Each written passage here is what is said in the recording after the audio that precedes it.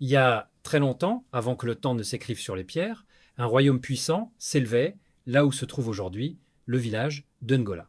Mais ce royaume fut détruit par la trahison d'un seul homme. Les survivants bâtirent le village, et la forêt qui l'entourait devint le tombeau des ancêtres. Depuis ce jour, chaque nuit, des tambours invisibles résonnent dans la forêt. Les anciens disaient: quand les tambours parlent, ce sont les ancêtres qui annoncent l'avenir. Mais nul n'osait entrer dans cette forêt maudite. À Angola, les récoltes se fanaient. La pluie refusait de tomber. Les enfants pleuraient de faim.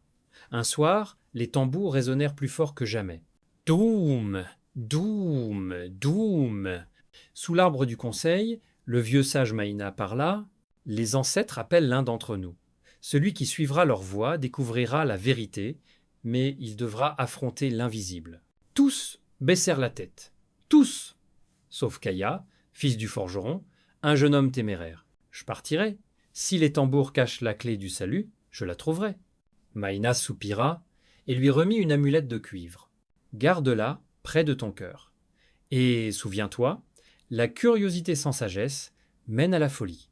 Kaya entra dans la forêt, les arbres s'épaississaient, cachant la lune, le silence avalait les cris des oiseaux et des bêtes, seuls restaient les tambours, battant comme un cœur géant. Il traversa marécages et rochers, jusqu'à se retrouver devant un immense baobab noirci par la foudre, à ses pieds, une porte de pierre sculptée de symboles anciens. Quand Kaya posa sa main dessus, une voix résonna: Fils des hommes, pourquoi viens-tu troubler le repos des tambours? Tremblant mais ferme, il répondit: Je viens chercher la vérité pour sauver mon peuple. Alors la pierre s'ouvrit, Kaya descendit dans une grotte illuminée par des flammes bleues éternelles. Autour de lui, des statues de rois, reines et guerriers, taillées dans la pierre. Au centre se dressait un tambour gigantesque, sculpté dans un bois ancien. Les statues s'animèrent. Leurs yeux brillèrent comme des braises. Une reine parla: Tu es entré dans la demeure des ancêtres. Jadis, ton village était un royaume, mais la trahison l'a détruit. Nous avons enfermé notre mémoire dans ce tambour. Un roi ajouta: L'ombre du traître s'est réveillée. Si tu refuses d'agir, ton peuple périra. Mais pour devenir gardien, tu dois sacrifier tes rêves et porter le fardeau des vivants et des morts. Kaya accepta. Alors les ancêtres lui imposèrent 3 épreuves. L'épreuve du silence. Dans un couloir obscur, des voix l'appelèrent. C'était la voix de sa mère disparue. Kraï, viens, mon fils. Le cœur serré, il ne répondit pas. Il marcha, les yeux fermés, jusqu'à ce que les voix s'éteignent. L'épreuve du reflet. Au bord d'un lac souterrain, Kaya vit son double monstrueux sortir de l'eau. Je suis ta peur, ta colère. Tu ne peux pas me fuir. Kaya tendit la main et adjepta son reflet. Limich se facha. L'épreuve du tambour.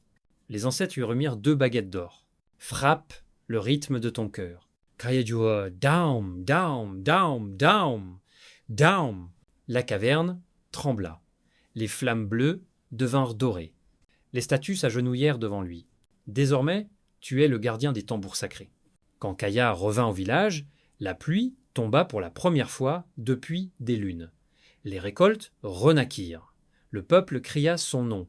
Mais la nuit, dans son cœur, Kaya savait que son destin ne lui appartenait plus. Car tant que les tambours résonneraient, il devrait rester le pont entre les vivants et les morts. Et encore aujourd'hui, quand la forêt résonne de tambours mystérieux, les anciens disent: Écoutez, c'est Kaya. Tant qu'il joue, l'ombre ne reviendra pas.